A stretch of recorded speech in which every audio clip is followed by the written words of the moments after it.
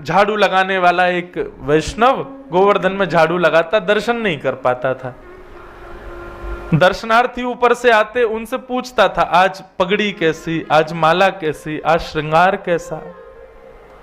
और जैसा वो बताते, नीचे रज में ठाकुर जी का वैसा मुखमंडल बनाता, वैसी पाग बनाता और वैसा ही माला आदि धरा के, और फिर रज में बनाई गई अपनी कलाकृति को श्री जी बाबा समझ के प्रणाम करता। बोले जय हो, आज ऐसे दिख रहे हो।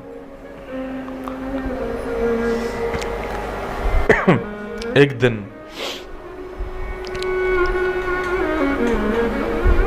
ठाकुर जी के हृदय में उससे मिलन की कामना उत्पन्न हुई, और जैसे ही उससे मिलन की कामना उत्पन्न हुई तो राजभोग के बाद जब सब दर्शन करके चले गए,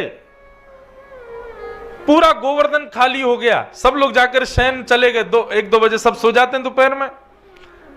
उस समय भी वो झाड़ू लगाने वाला वहीं बैठा, रज में जैसी उसने आकृति बनाई थी ठाकुर जी की, उसी का दर्शन कर रहा था, चिंतन कर रहा था आज ऐसा पिछौड़ा होगा, ऐसी पाग होगी, ऐसे कुंडल होंगे, ऐसी माला होंगी, और बस इसी प्रकार से चिंतन कर रहा था। तभी नेत्र खोल करके उसने ऊपर गिरिराज पर्वत पर जब मंदिर के पास देखा तो ठाकुर जी की मोतियों की माला चमक रही है, पिछोड़ा चमक रहा है, सिर का मुकुट चमक रहा है, और ठाकुर जी जैसे वो एक पांव से उछल के बालक खेल खेलते हैं ना, खाने खाने बना के एक पांव से कूदते हैं, क्या बोलते हैं आपके यहाँ? हमारे यहाँ उसको ती बोलते हैं। हाँ, सब जगह अलग अलग है। वो ऐसे डालो, फिर एक पांव से पकड़ो। कब से तो खेला ही नहीं, बचपन में खूब खेलते थे। हाँ, अब की बार लाल जी के उत्सव में एक दिन वो खेल भी खेलेंगे। हम लाल जी के उत्सव में सब करवाएंगे, लाल जी खूब प्रसन्न रहे। तो ऐसे श्रीनाथ जी अपनी एक टांग पे उछल रहे थे गिरिराज पर्वत पे, एक पांव पे उछल रहे, एक पांव ऊपर कर रखा, और पांव पकड़ के वो करे अरे कोई अयो भैया मेरे कांटों लग गए हो, मुझको बहुत पीड़ा है रही है, नहीं जल्दी आओ। अब वो नीचे बैठा वो बालक, वो देखे ये कौन है, अरे ये तो मुकुट धारण किए हैं, ऐसी सुंदर बेनी गूथी भैया, इतनी सारी माला, पिछोड़ा, अरे ये तो ठाकुर जी जैसा श्रृंगार है, ये कौन है। दूर गिरिराज पर्वत पे ठाकुर जी कूद रहे हैं। ठाकुर जी ने उसको देखा, उसको सारे क्यों, बैठो बैठो, देख कारो, जल्दी ऊपर आ, देख मेरे कांटों लग गो या को निकार। वो घबरावे, इधर उधर देखे, कोई देख तो नहीं रहा है, वो कोई नहीं है।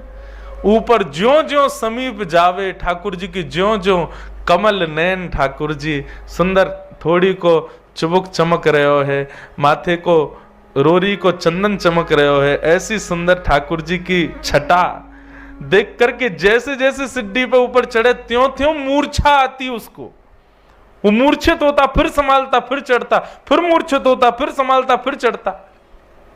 ठाकुर जी के अति समीप पहुंच गया, वही मूर्छित हो गया। ठाकुर जी ने सिर पर हाथ फेरा, होश में आया, बोले लाल जी आप ही हो? बोले हम बे मैं ही हूं लाला, मैं तुमको यहाँ मारे बुला रहा हूं, मेरे ना कांटों लग गो पाँव में, जल्दी चल निकाल दे याकू। ठाकुर जी जिन चरणों को किसी को नहीं देते, सीधे उसकी गोद में पधरा दिए, ले चरण ते कांटों निकाल दे। उसके हाथ कांप रहे, मुख कांप रहा है, वो समझ नहीं पा रहा मैं क्या करूं, कहां ठाकुर जी कांटे लगे। ठाकुर जी बोले पामन के तलवा को ऐसे हाथ से मल के देख, वहां मिलेगो। ठाकुर जी के श्री चरण कमलों के तलवे, जहां पर वज्रांग कुशध्वज सरोरुहलांचनाड्यम उत्तुंग रक्त विलसन नख चक्रवाल, देवता आदि कहते हैं जिसका स्पर्श किसी को प्राप्त नहीं होता, वो उस झाड़ू लगाने के वाले की गोद में दे दिया। बोले ले धूड़िए भैया कांटो कहां है। वो देख रहा है, तभी उसको मिला। बोले हाँ जय जय मिल गए वो कांटो। बोले इसको निकाल दे। कोमल ठाकुर जी के चरण, बिल्कुल कमल जैसे चरण, निकाले, उंगली से निकाले नहीं, और भीतर चलो। अरे दारी के तने तो और भीतर घुसाए दियो, अब मुंह को और पीड़ा आ रही है। बोलो ठाकुर जी कैसे निकालूं। बोले ऐसे ना निकलो, सुन तू पाम पकड़ के और अपने दांतन से निकाल। बोला मेरे प्राण निकल जाएंगे नाथ, इतनी कृपा मत करो। बोले तू, तेरे प्राण ना निकलेंगे, मेरे निकल रहे हैं, जल्दी निकाल।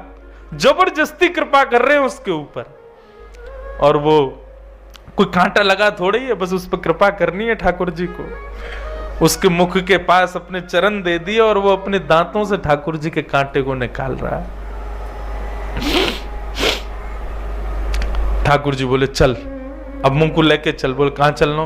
बोले आज गोविंद दास अपनी खिरक में दाल बाटी बना रहा है, बाकी दाल बाटी खावे जाऊंगा मैं, चल ले चल मुंह को। अरे ठाकुर जी, ये सब गोविंद दास आदि अष्ट सखा, ये लोग बड़े अपरस में रहते हैं, शुद्धता पवित्रता का बड़ा ध्यान रखते हैं। आप मेरे से छुप गए हो, ये भी इनको पता चल गई तो मुझे मार देंगे महाराज जी। ठाकुर जी बोले तेरे संग मैं हूं ना, चिंता क्या करे, चल अपने कंधा पे बैठा ले। ठाकुर जी उसके कंधा पे बैठ गए और सिर पकड़ लिया और वो लेकर के जा रहा है। सोचो छवि कितनी सुंदर है, एक नन्हा सा झाड़ू लगाने वाला बालक अपने कंधा पे श्री जी बाबा को लेके जा रहा है और ठाकुर जी उसको बता रहे हैं सुन सुन सुन, देख वो गोविंद स्वामी की खिरक आ गई है। बोले हाँ।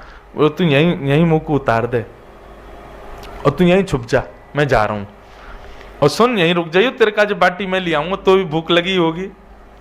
ठाकुर जी उतर करके गए, गोविंद स्वामी कदम खंडी में जाकर के बैठे।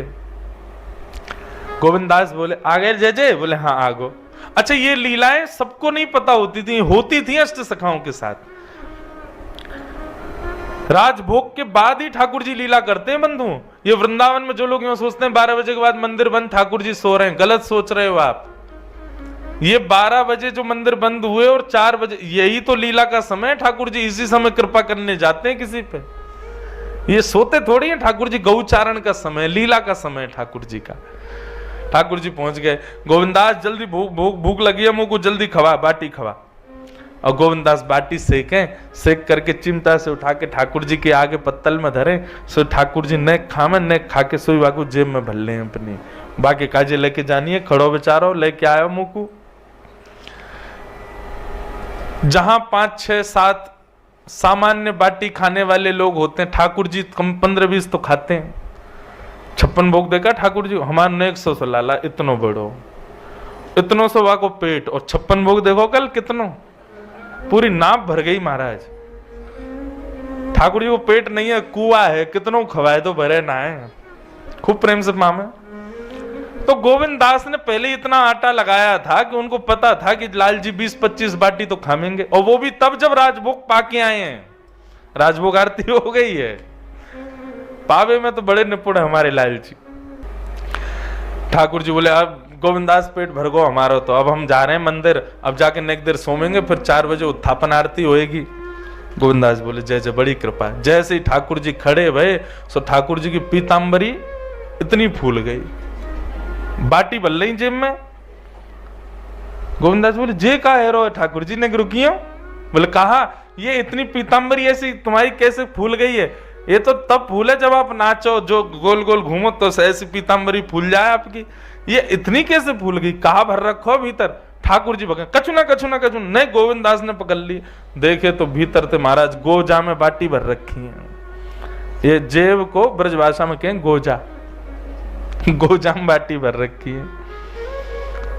गोविंदास बोले बाटी जेब में काहे धर रखी है? कौन के काजे ले जा रहे हो? ना कोई को नहीं। ठाकुर जी ने एक बार ऐसे देखी उसकी तरफ जो पेड़ के पीछे छुपा था। गोविंदास बोले कौन को देख रहे हो? दौड़ करके गोविंदास गए तो वो झाड़ू लगाने वाला बालक मिल गया। ठाकुर जी सही सही बताओ पूरी बात कहा है? तो उस बालक ने कहा गोविंदास जी मुझे क्षमा कर दो, मुझसे बहुत बड़ा अपराध हो गया, आज ठाकुर जी मेरे कंधा पे बैठ के आए। गोविंदास बोले राम राम राम, महा गोसाई जी ने मंदिर में इतने नियम बना रखे हैं, हाथ धो के आए करो, पामन को धो के आओ, आधो स्नान करके आओ, शुद्धता को ध्यान रखो। बेचारो वो तानसेन एक बार पद गावे आयो तो गोसाई जी ने भगाई दियो। बोले काय को? बोले पहले तांबुल थूक के आ, शुद्ध मुंह से सेवा कर ठाकुर जी की। इतनी सेवा शिष्टाचार को विचार करें, और यहाँ ठाकुर ने सबरी सेवा तोड़ रखी है। झाड़ू लगावे वाले इनके कंधा पे बैठ बैठ के डोल रहा है। ये सबरे नियम हमारे काज है, नहावे धोवे के, तुम्हारे काज कछु ना है। ठाकुर जी बोले अब ठीक है गोविंदास, गुस्सा का कर रहे हो, कोई बात ना, छोड़ दे याको। बोले याको कोई अपराध थोड़ी है, बेचारो ये तो ऊपर ही ना जावे कभी गिरिराज पर्वत पे, तुमने ही बुलाए होगो जरूर। बोला हाँ इनने ही बुलाए हो। ठाकुर जी बोले बजमारे तू और बता दे सबरी बातन ने, अरे तो पे कृपा करिए, तू और मेरी शिकायत कर रहा है। गोविंदास बोले ऐसे काम नहीं चलोगे। ठाकुर जी बोले बता कहा करूं? गोविंद कुंड में स्नान करो, स्नान करके ऊपर जाओगे। ये बड़े 3-3 बार नवा नवा के हमको बड़ी अपरसता को बात बतावे, ठाकुर जी के सामने शुद्धता से जाओ, पवित्र, अब खुद अपवित्र हो, नहा के जाओ। ठाकुर जी बोले देख भैया, सर्दी को समय, कैसी ठंडे कोहरा पड़ रहे हैं, सूर्य के दर्शन ना भाई 4 दिन आते, तू मुँह को कुंड में नवावेगो, ऐसा मत करे। चल मैं एक काम करूं, मैं आचमन कर लूं। अपवित्र पवित्रो वा सर्वावस्थांगतो पिवा यः स्मरेत पुंडरीकाक्षं सभाई आभ्यंतर शुचि। ऐसे जल छिड़काव करके व्यक्ति पवित्र माना जाता है। ठाकुर जी गए गोविंद कुंड पे जाके जल लेके अपने नाम से अपने आप को पवित्र कर रहे हैं। स्मरेत पुंडरीकाक्ष सभाई अभ्यंतर शुचि। इतने में गोविंद दास पीछे से गए, धक्का दे दियो ठाकुर जी को, गेड़ दिए गोविंद कुंड में। ठाकुर जी महाराज गोविंद कुंड में डूब रहे हैं, तैर रहे हैं। बोले हे गोविंदा, तो देख लूंगा मैं आज। गोविंद दास की बात मान के ठाकुर जी बेचारे गोविंद कुंड में नहा लिए, दौड़ करके मंदिर में गए। जैसे ही उत्थापन आरती भई सो देखी ठाकुर जी के सर्वांगीण अंग से जल चुचा रहा है। गोसाई जी बोले जय जय, इतनी सर्दी। आपको पता है श्रीनाथ जी साल में 3 या 4 बार स्नान करते हैं बस, तो बाकी के दिन गीलो कपड़ा करके पहुंच दिए जाए। बेचारे नेक सो सब बालक है, रोज रोज नहावेगो तो बीमार पड़ जाए वो, इसलिए रोज रोज केवल पहुंचा जाता है। बाकी जन्माष्टमी, स्नान पूर्णिमा आदि 2-4 साल में दिन है, उनमें स्नान करते हैं। गोविंदास जी तो बड़े अंगीठी रखी, कंबल उड़ायो। गुसाई जी ने, गोविंदास जी आए, गुसाई जी बोले हे गोविंदा, तेने ठाकुर जी को धक्का दे दियो गोविंद कुंड में? अच्छा, तो पहले आके बता दे, इनने मैंने कहा कियो है, अब मैं बता दूंगा आप कहा कर रहे। ठाकुर जी सारो को नहीं नहीं नहीं, तू मत बता बे, मेरी शिकायत मत करे भैया गोविंदा, तू मेरो प्रिय ना है, मेरी शिकायत मत करे। गोविंदास जी बता दी, बोले गुसाई जी ये झाड़ू लगावे वालो बालक है, वह कंधा पे बैठ के घूम रहे, इनने शुद्धता पवित्रता का विचार नहीं किया, इसलिए मैंने गोविंद कुंड में धक्का दिया। तब गुसाई जी लाल जी की इस लीला को सुन करके बड़े प्रसन्न हो गए। बोले जय हो जय जय, आप बड़े कृपालु हो, कौन कौन पे कैसी कैसी कृपा करवे जामे, आपके या भाव को हम बार बार प्रणाम करें।